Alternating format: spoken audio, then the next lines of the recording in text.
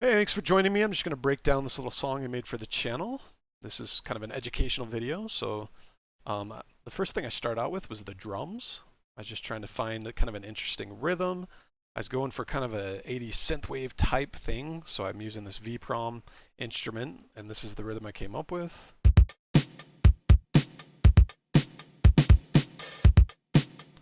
It's pretty straightforward. One thing to note, this snare.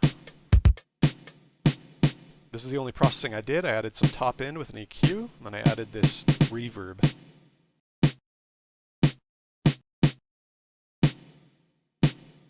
So I feel like a lot of these 80s synthwave songs, the reverby snare is a big characteristic of that sound, so that's why I did that.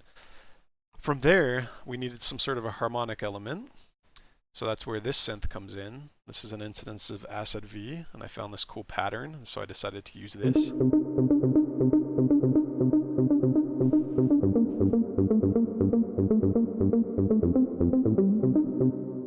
So that's mostly just like 3 chords happening. I think it's like C minor,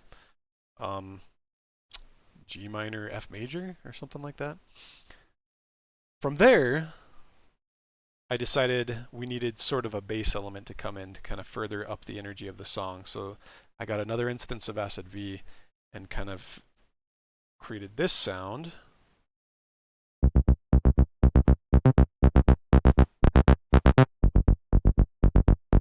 And you can see I'm using this first modulator to modulate the cutoff.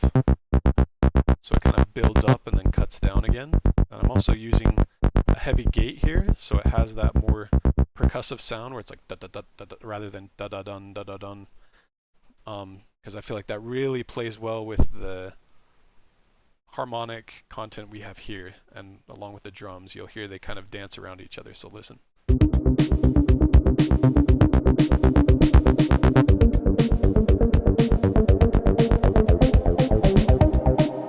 And the next thing to do to build energy further was to automate the cutoff of this main synth line. So you can see here's the automation channel. So all I'm doing is opening up this filter over time. So you can see that right here. This is a very common technique in electronic music to build energy.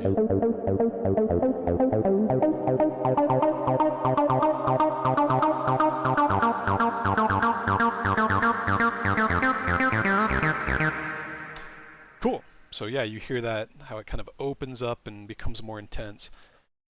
So once I had all that done, the next thing to do was to kind of go to the chorus of the song where the energy is at its highest. So the first thing that I thought to do was to add these pads that kind of fill the space and make the whole thing feel like it opens up.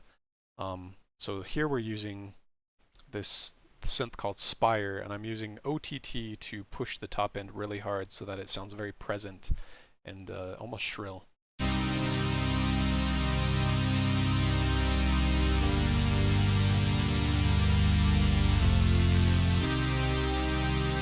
So that's kind of sitting in the background, giving a bed for the rest of our stuff to kind of sit down upon.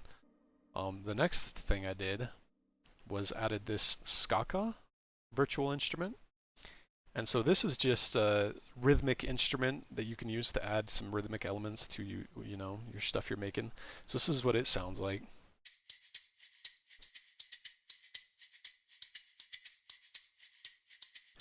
And I'm using this transient plugin called Transgressor to kind of bring those transients forward more. So if I turn this off, you'll hear it kind of just gets a lot duller and the percussive elements kind of sit back more.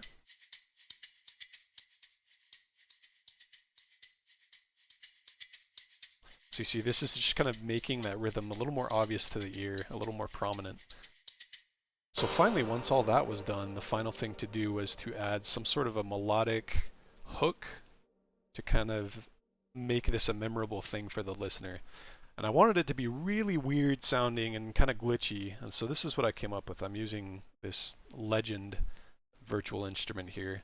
It's based off of an old synthesizer, and this is what the MIDI data looks like, and this is what it sounds like. Let me go ahead and start that from the beginning. All right.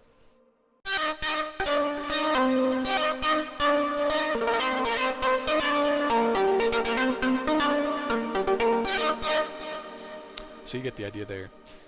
So yeah, that's pretty much the whole song. So let me go ahead and start it from the beginning, and then we can just listen through the whole thing.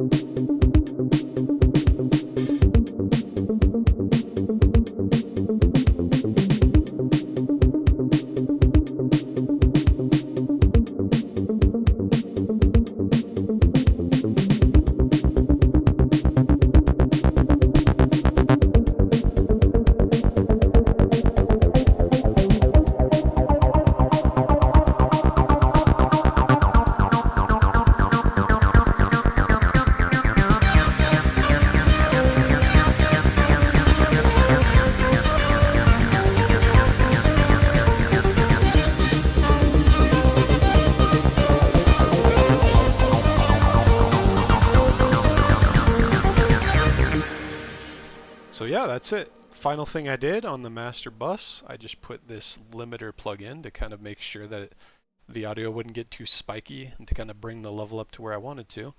And yeah, that's it. Thanks for joining me.